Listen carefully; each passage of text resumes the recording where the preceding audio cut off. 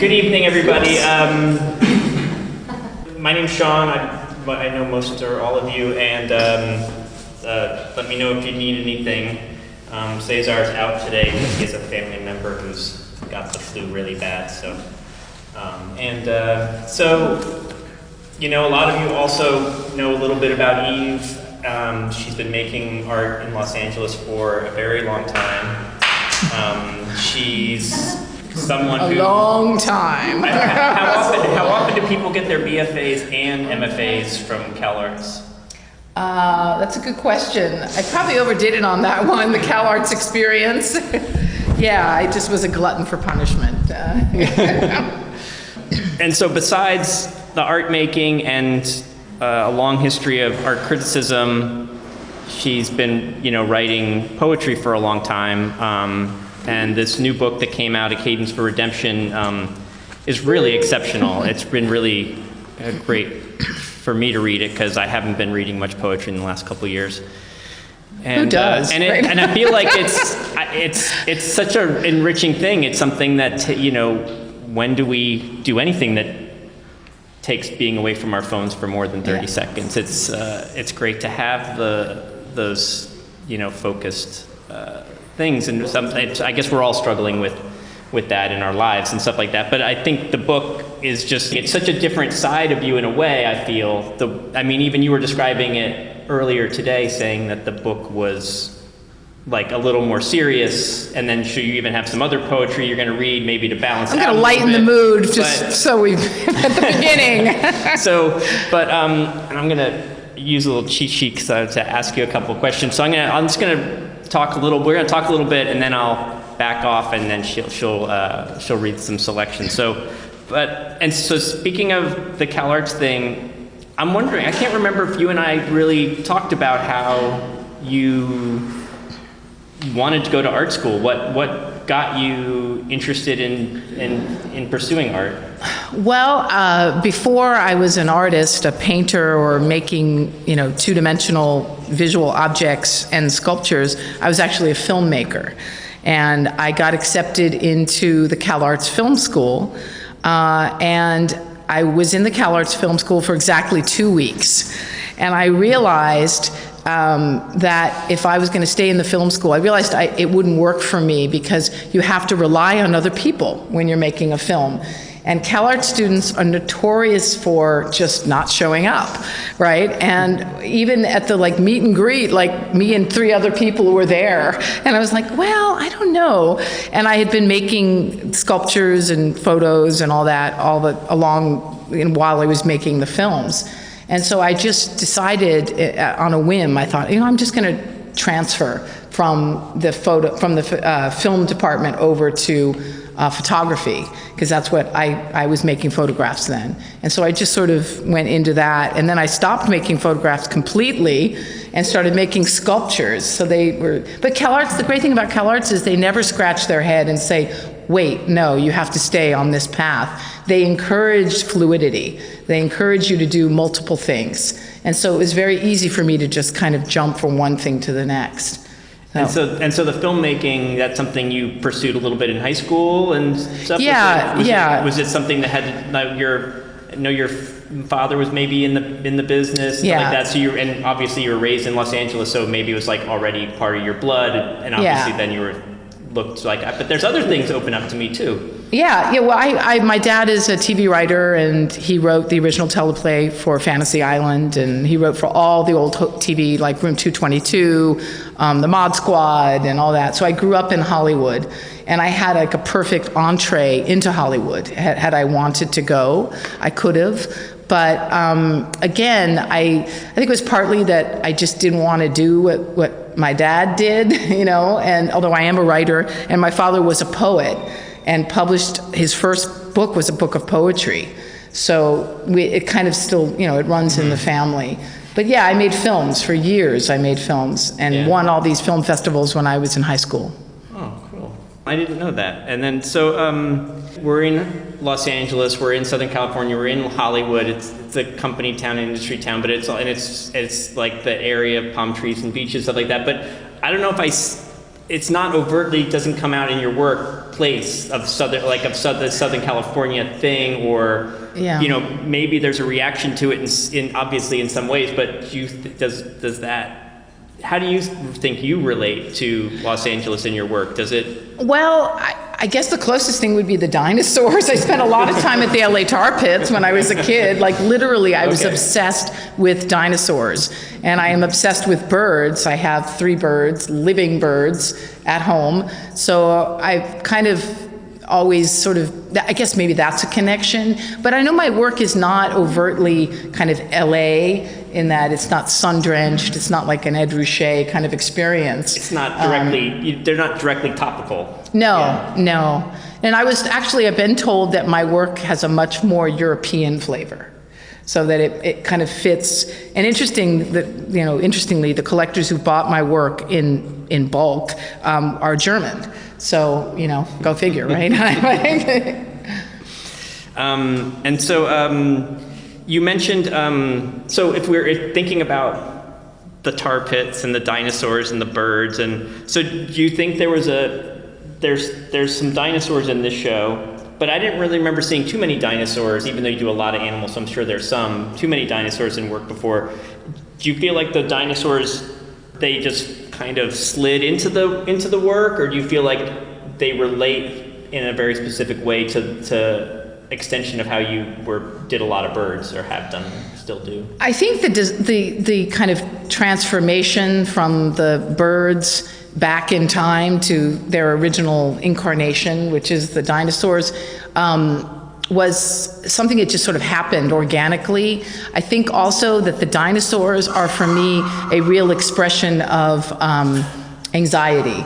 They represent kind of an anxious moment that sits on your back and never leaves you, and they're very much about kind of dealing with anxiety that, I've had my own battle with anxiety during my life, and so I think that those are like the most obvious correlation to anxious feelings, And then you would say anxious feelings like more like personally or worldview, or sort of just being alive on this planet in this moment in history, I think for many people is anxiety producing. I mean, I can't speak for everyone, but for me, it is very much anxiety producing. I mean, just the things that are happening, in the world are just kind of really terrifying to me. And sometimes I prefer dinosaurs to humans, because dinosaurs, what you're getting with a dinosaur, They're probably going to eat you, unless they're Brontosaurus, and maybe then, you can make friends. But dinosaurs are pretty clear in their intentions, whereas humans are not. So there's a lot of sculpture in the show, and the last time I saw you, we were in a little conversation with someone else that you were talking about an assignment that you had given to some students about making sculptures for almost no money. I don't know if it was $1 or $5 or whatever the number was. It was under $2. Under $2. Yeah. And you sort of implied that maybe that's like their slight inspiration for the hang-ups, that it's the idea of this, it's a very specific object that has a low value that you can sort of as a basis for doing something creative, creating an art piece out of it. Right. So how do you, in general, so with that idea, in general, whether it's past series or now, is there a way you think about approaching sculpture? Well, I think that my process involves or sort of encompasses an understanding of a body of work. I tend to think in themes. So thus the Abraham Lincoln theme, So I think that these pieces kind of were generated out of this same idea of making objects that exist as a whole, but also as discrete units. And this was the first one that I made. It's called Overkill, and I teach at Cal State Northridge, and I teach writing for artists. So I have a lot of artists in my class, but I teach them how to write, which is challenging. But I have a lot of really wonderful kids, and some of them, sometimes we do artworks. And so one day I came in and, it's very expensive to make art. And so I said, I want you guys to make a piece that's under $2. So just pick an object that is under $2. It just cannot be over $2. And so, of course, one student raised her hand and said, well, can you do it too? I want to see what you do. We want to see what you do. So I said, okay. So then that happened. And then I went, hey, this is kind of fun, I'm just going to keep doing it, And it's not going to break the bank. No, it's not. So I just kept, finding these hangers in my girlfriend's closet, and sometimes they may have cost twice that much, though. Well, $4. Yeah. Actually, some of the hangers were quite expensive. Yeah, I could tell that some. There's some that took are a little more. Yeah, but they're still all quite. But under $10, pretty much. Yeah. No. So it's the transformational experience that I hope happens. That when you, and it's also, this object has a kind of resonance. I picked the hanger because it has all of these sort of embedded meanings, especially now given what's going on with Roe v. Wade that was overturned and all of that. So the hanger became this kind of really intensified object, specifically given the time that we're living. It has now become, again, an object that has all these other meanings. It's no longer something that's just in your closet now. So I kind of worked that in to the show. Yeah. And obviously from the title of the series, there's a lot. Yeah, there's a lot more than even the thing that we can't help but think about when we look at a hanger now. It does seem to be, there is, again, addressing anxiety. Almost seems like the way it's like hang-ups plural, it feels like and looking at some of them, it's almost hang-ups of America. Yeah, it's like a collective. We're all collectively dealing with our shit. We're all collectively and not very hung up. Not very well. Yeah. So. Yeah, I mean, I titled them hang-ups because they're literally hanging up on the wall, but it's also has the metaphorical, idea of my own personal hang-ups, of which there are many. And so, I just kept mining that, So some of us have read your, maybe, I'm sure there could be people here who have read a number of poems by you in the past, etc. But we mostly know you as this visual artist, and I'm curious how you connect in your mind, like these different art forms. Like where do they have some similarities and where do they diverge for you, and does that mean something for you to have these very different art forms in a way? I mean, I think you have words in a lot of your pieces, but I don't think that's neither here nor there, except the fact that you're really good with words, you're really good with titles, but poetry still is a different animal. You're almost jumping into another collective art form that we've kind of decided some little bits of rules on how it works a little bit. Their song, their spoken word, but they come in these forms that if you look at them on a page, they still look like they're daunting. A lot of people are terrified of poetry. I mean, I taught a poetry class at UC Irvine, and people were just shaking in their boots, like, poetry, like it's something that people don't understand, whatever. So I hope that my poems, don't scare people. But in terms of the artworks,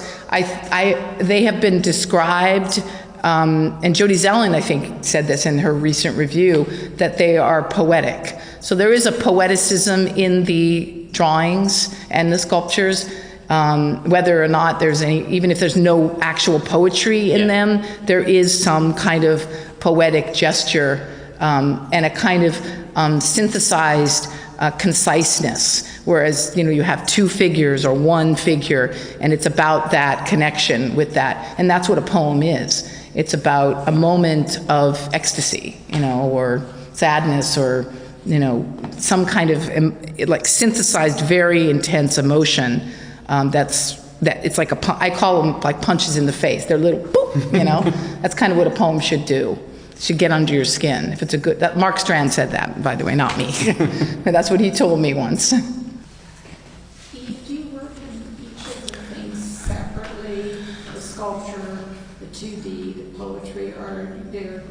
You mean, do I do them all simultaneously? Sometimes I do them simultaneously. Like sometimes I'll just be inspired to write something, you know, and then and it comes out, you know, but usually I work in series. Like this book, I wrote this book in 2 months, which is during COVID, which is unusual. That's a very short period of time, but it all just kind of came pouring out. But usually I do things simultaneously. Like I'll work on on the drawings and then I'll go back and work on the poems. So they kind of move together. They just kind of operate together. Yeah. Like I'm working on a project right now about, I think you commented on it, on Vita Sackville West and Virginia Woolf, proposing a show somewhere, and I'm writing, I'm very interested in that relationship, and Virginia Woolf is one of my absolute heroes. So I've been reading a lot of her writings and her letters between she and Vita Sackville West. So I'm writing a series of poems, and that's very specific. So, yeah. Thank you. Okay, so. Cool. Yeah. All right, take it away. Thank you, Sean. I wanted to thank everybody for making the journey down here during the horrible rush hour. So thank you all for being here. I appreciate the support. Okay, before I delve into good old Abe, I wanted to start off by reading a couple of poems that are new. And they're not part of a series, they're not part of a book, they're just sort of exist, maybe one day they will be. This is a poem that, I'm a teacher at Cal State Northridge, and I'd say 3 or 4 times during the semester I am asked to write a letter of recommendation. And I'm sure Siobhan knows this, many of you do know this.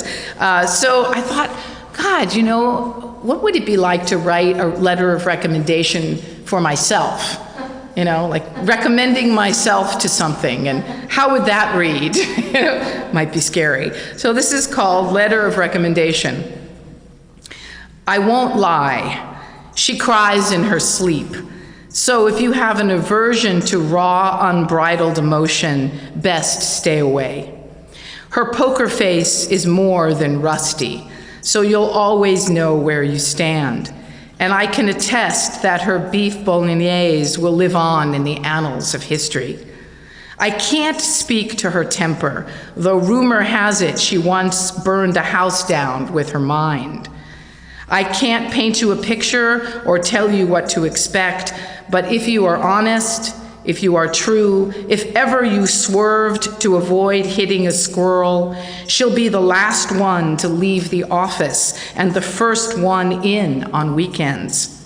So when you ask if I think she's a fit, the only salient detail I can provide is she'll throw it all away for a song. So that's a little bit, Abe Lincoln poems can be a little heavy, so I wanted to make it a little lighter at the beginning. Okay, so I'm a big fan of Pablo Neruda, and he wrote an exquisite poem called Poem for My Thighs, which is, if you don't know it, is fairly remarkable. So this is sort of my version of that. Poem for My Arms. Without you, I could not embrace the lithe shape of my lover, nor could I walk arm in arm through the broken city, defying death. It is only with you that I point to each shivering constellation in the sky, knowing that without you, the stars would cease to exist. Without you, I am reachless, broken and alone, bereft of my bookends, my 2 stalwart friends, unable to grasp even an apple. Therefore, I will hold you up like a mutinous flag for all to see and admire. I will extend you beyond the moon's purview and the sun's admonitions to show my appreciation, my love. I will erect monuments to your veracity, the unbridled strength with which you lift the old table, only to succumb to the soft pink sheets on the bed. I will wear garments to accentuate your beauty, commission tattoos of roaring lions and raging seas to amplify my gratitude, to proclaim once and for all that you are mine and I inextricably your own. So I live in a house in Burbank, and during the summer, it is overrun with insects. Lots of crickets, and that my dog likes to eat. And one day, I saw Velvet eating a cricket, and I rescued her, took the cricket out of her mouth. And so this poem is related to that. It's called The Last Living Cricket in LA, and the title is sort of a take on Paul Simon's The Last Living Boy in New York City. The Last Living Cricket in LA. I am trying to help you, not in the traditional sense, like lending money or driving you home after a night of heavy drinking, but concretely, following your chirping through this 3-story house to ascertain the nexus of your sadness. These rug burns should be enough to prove my seriousness, that no living creature ever be crushed against the door jamb.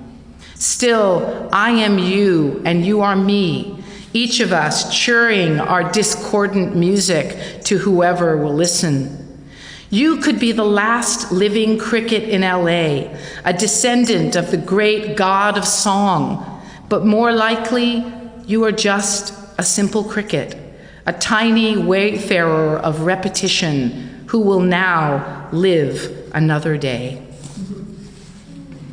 And then on a darker note, the spider bite poem, which again, the title is based on a Flaming Lips song called The Spider Bite Song. So this is the spider bite poem. I thought I was sleeping alone. I thought the world had left me, yet somehow you made the journey from the half-open window across the busted pink dresser, a final remnant of childhood, to the bottom of the bed. How you survived the shag carpet, I'll never know, but I wonder what you thought you'd find here. A lady spider, perhaps? Or a misbegotten fly teetering between life and death? Perhaps this was your quest for self-realization, like Reinhold Messner ascending the Alps, or Florence Chadwick, who swam the English Channel to unlearn her life, only to learn it back again later. Maybe you are a connoisseur of bad taste, drawn as you are to my bedclothes, a swirling mass of sickening greens and faded flowers. Such tiny mandibular machinations, flexing your chelicera as you prepare to deliver a last piercing sting. But I am not fearful nor offended, awed as I am by the horrors of nature. I hold no grudges or private vendettas against the arachnoid citizens of the world. In fact, I am honored to have been noticed by you at all. Okay, a little bit of Abe Lincoln. So I wrote this book, as I said, in a kind of, I don't know, heated 2 months. It was written during the elections when we finally got rid of Mr. Trump. And I was deeply troubled by everything that happened during that 4 years, which have affected me on so many levels I can't even discuss. So I started thinking about who would be the one person that I could go to for consolation or a shoulder to cry on, really.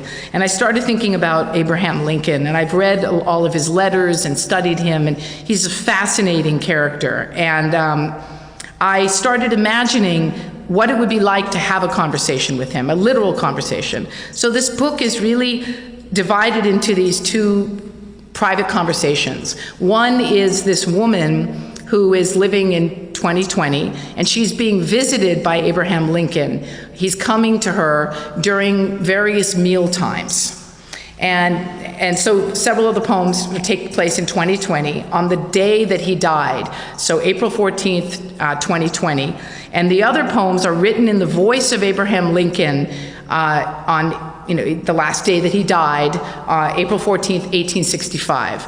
And the poems take place, they correlate or correspond to specific times, and it's basically the last 24 hours of his life.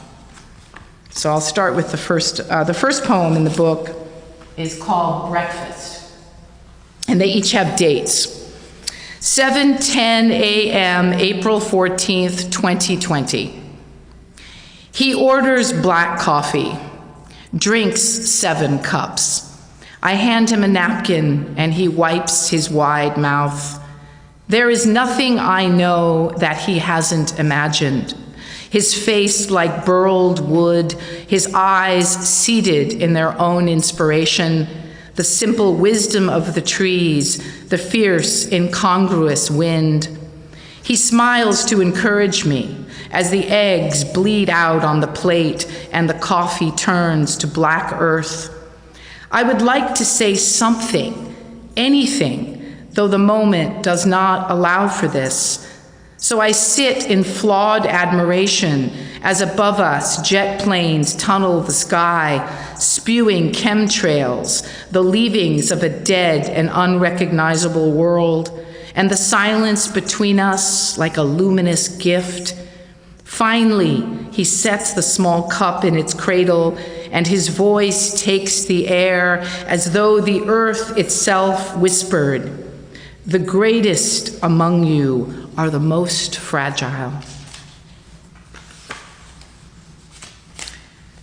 So the next one is something titled of something from his letters. He used this term, the better angels of our nature, in a couple of times in the course of his correspondence. And he was absolutely breathtaking in terms of the way his mind worked and his eloquence and his humor. His incredible sense of humor is what really moved me. 12:35 p.m., April 14th, 1865. The better angels of our nature. Who are we to determine the weight of any man's soul as equal to a stone? Or for those we deem lesser men, if men at all, something even less? We are all helpless and alone from the day we draw breath to the moment we surrender that breath to the air. We are all lopsided in the face of death, staggering backwards to plant our feet one last time in the earth.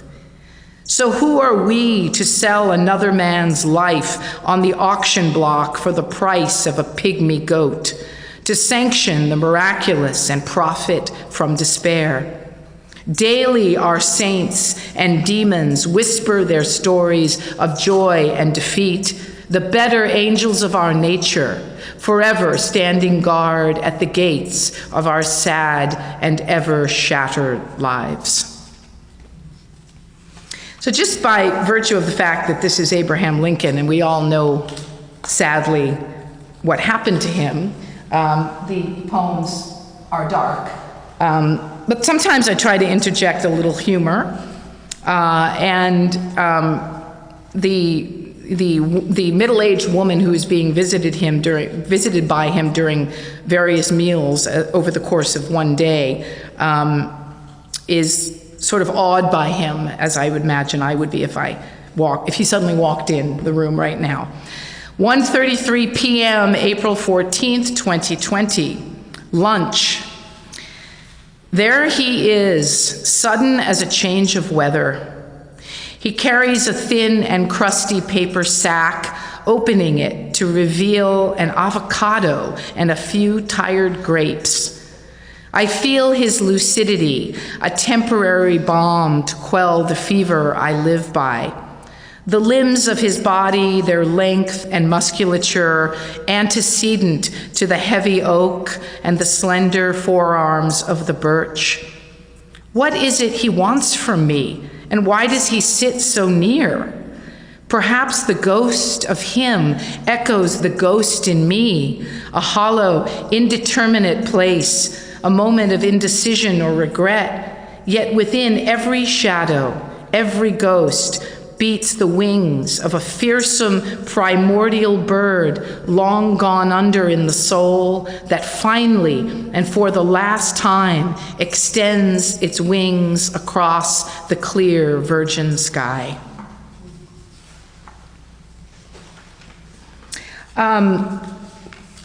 Reading Abraham Lincoln's letters it's kind of like you really get a glimpse not only into his mind, but into what life was like back then. And we all know that, he famously wrote the Emancipation Proclamation. But one of the things that struck me about his letters was the incredible sadness and the way that he related to common people who would write him letters, and most of the time he would respond to them. And this is a letter, he wrote a letter to this woman named Lydia Bixby. He found out that all 5 of her children, of her boys, had been killed during the Civil War. She lost all 5. So he wrote her a letter, and this is, my poetic interpretation of that. To Lydia Bixby, oh wait, there's a date, 3:34 p.m., April 14th, 1865. To Lydia Bixby, upon losing 5 of her sons in the war.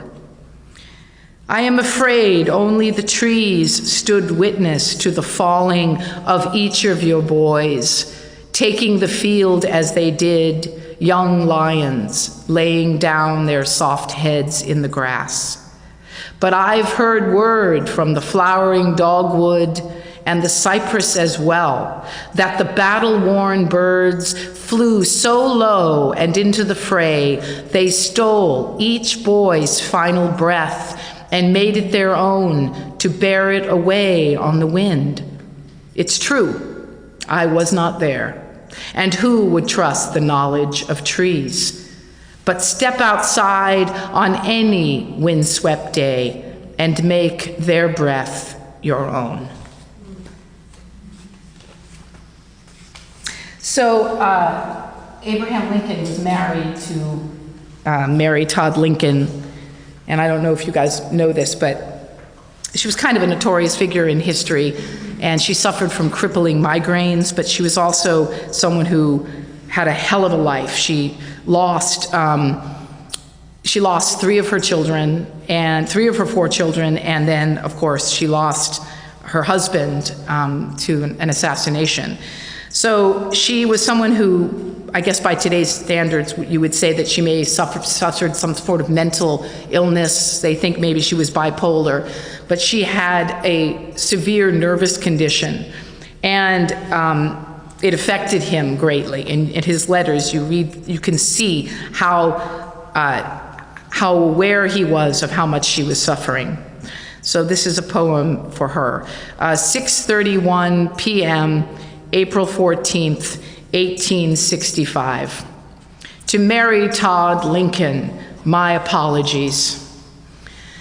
Tonight, there is no movement beneath your door as I stand in wide-eyed, ignominious delight of nothing and of no one but you.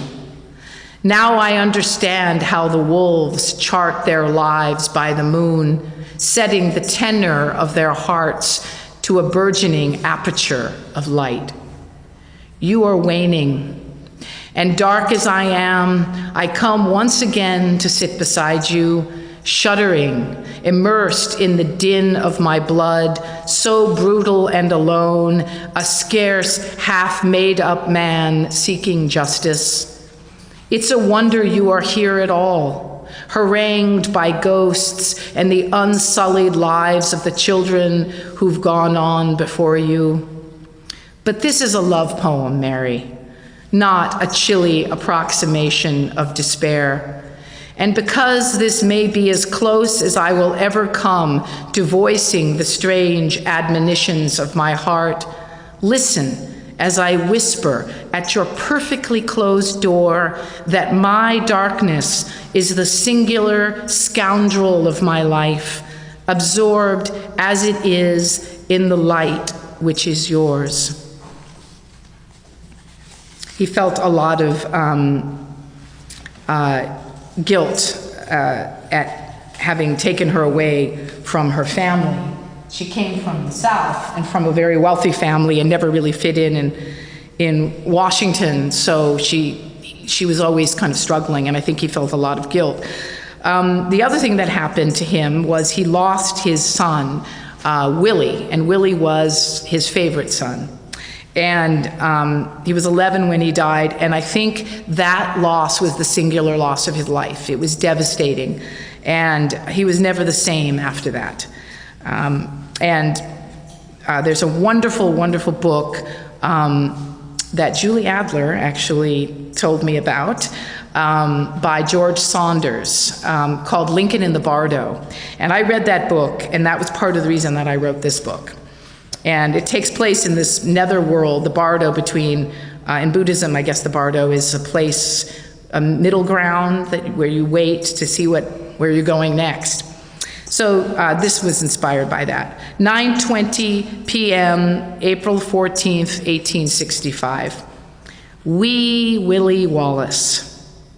The night you ascended, wee Willie Wallace, the sky cleared a pathway between the clouds as the gaping jaws of heaven took you in.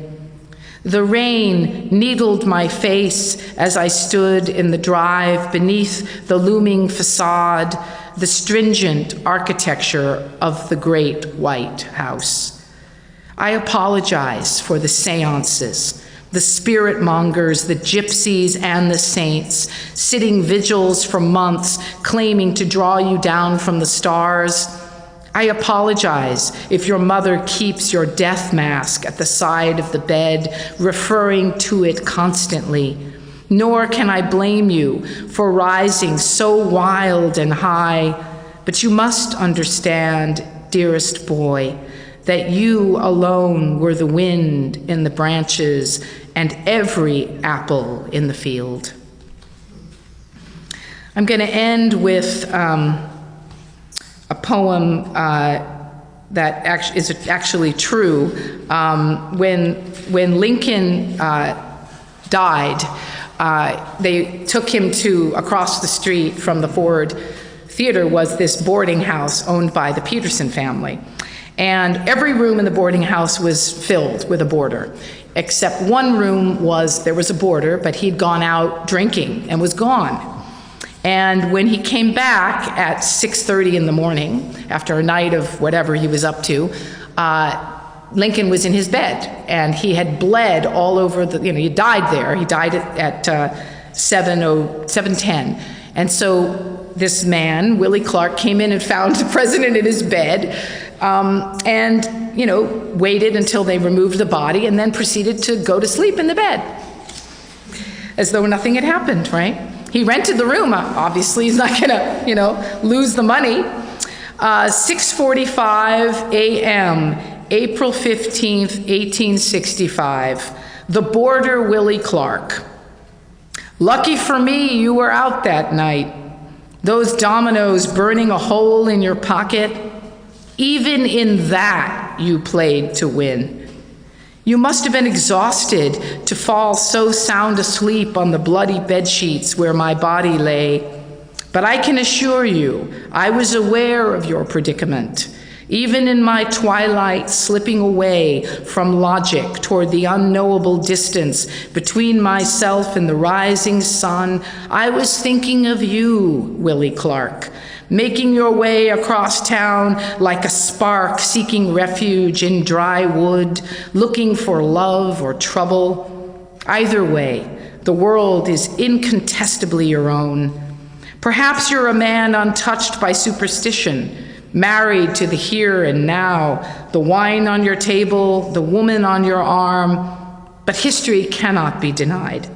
The fact a small piece of my body was left behind on your crimson pillow, and you simply closed your eyes and turned over. Thank you guys so much for coming out tonight.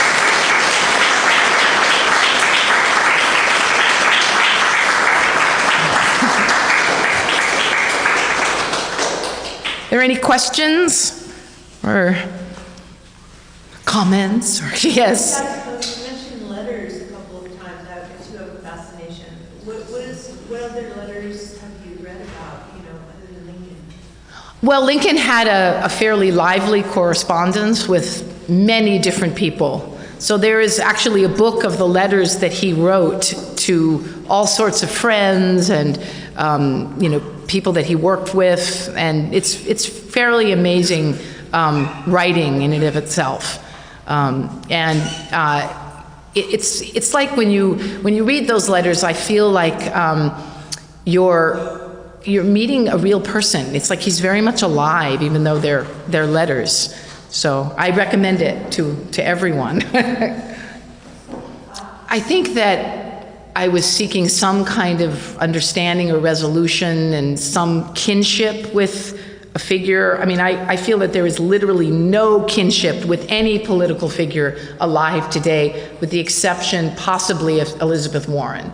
I mean, she's probably the only person, or Al Gore, even though I know Al Gore, I've always liked him, but not really anyone else.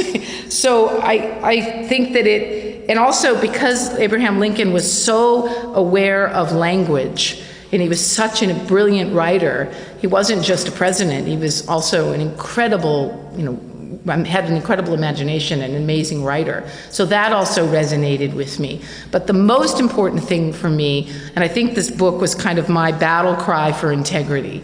Like, I feel that integrity has died. And where is it?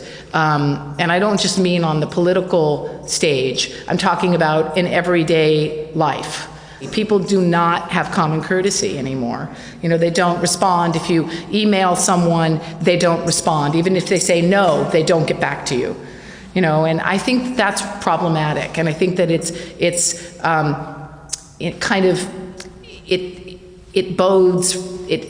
doesn't bode well for times to come. And I think if Abraham Lincoln were alive and he had an email account, I'd like to think that he would email people back and say, thanks so much for your interest. Unfortunately, I can't help you, but at least he would get back to people. And I mean, at least that's my, life back then was so much slower than it is now. So maybe he wouldn't know what the hell to do. He'd be bombarded and he'd pull his hair out, but I'd like to think he wouldn't, I find the past comforting because the present is so discomforting, And do you think of him as a poet? I don't know if I go that far. I think that he was certainly aware of the power of language, and he's an interesting figure because he had this really high voice, and yet he was 6'4", huge.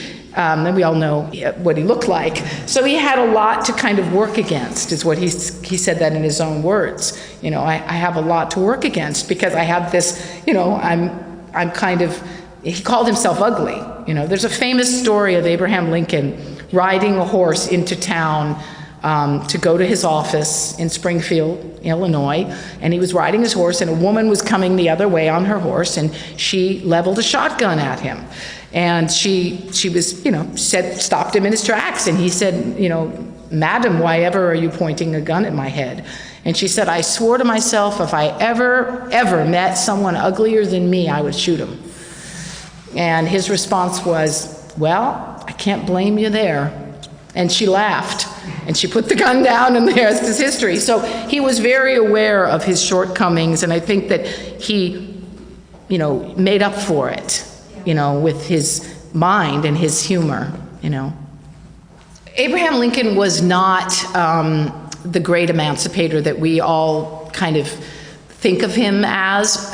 He grew into that role slowly over time, and a lot of that was politically motivated, but he was not a slave owner, and he was against slavery. He had an experience when he was very young with his friend Joshua Speed. He was on a boat, and I don't know quite, I think he was going to France or something. He was traveling a great distance, and he did not know that there were slaves under the boat, that they were carrying slaves.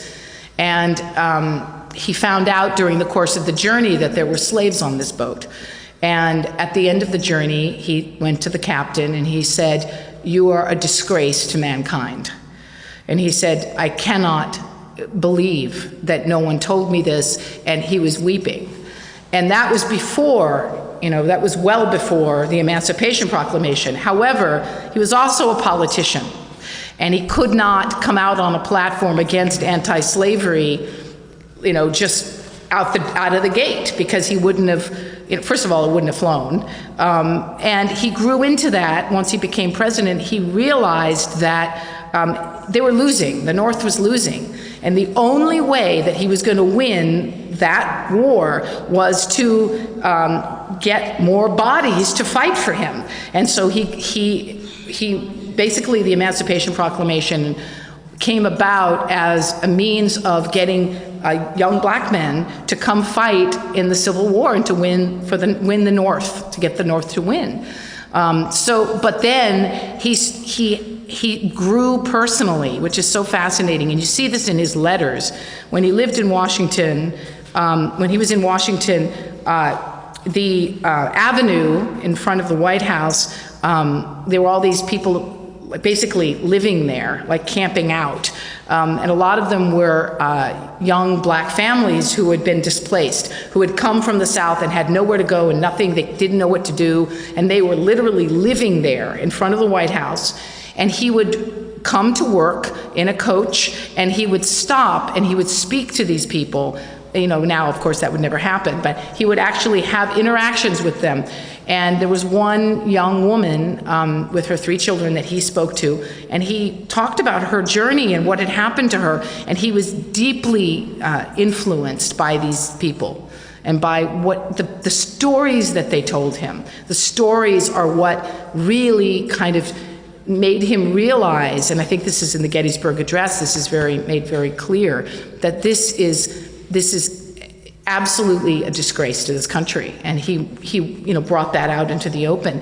But initially, he was a politician, so, you know, and I think at the end of his life, he was, one of the great sadnesses of his life is that he could not do more.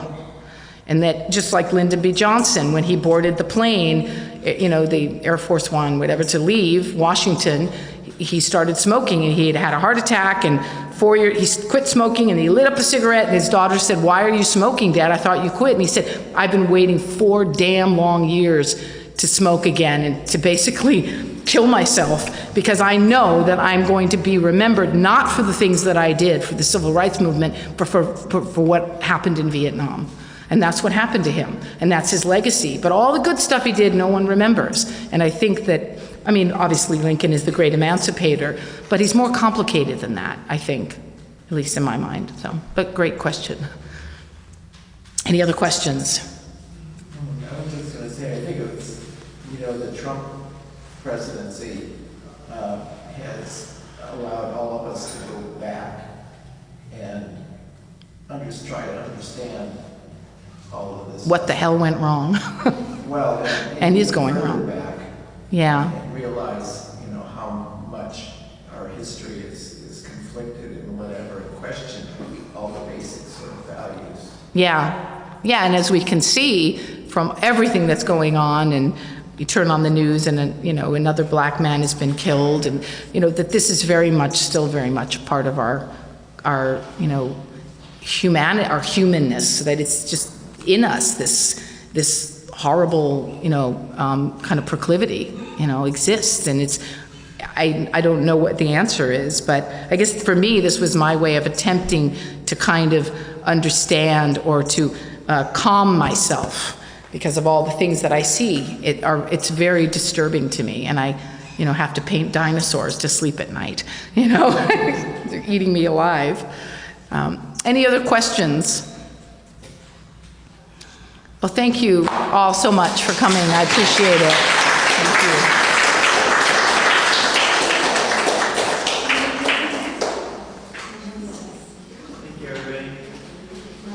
Oh, thank you. Thank you, guys. Oops. Thank you for coming.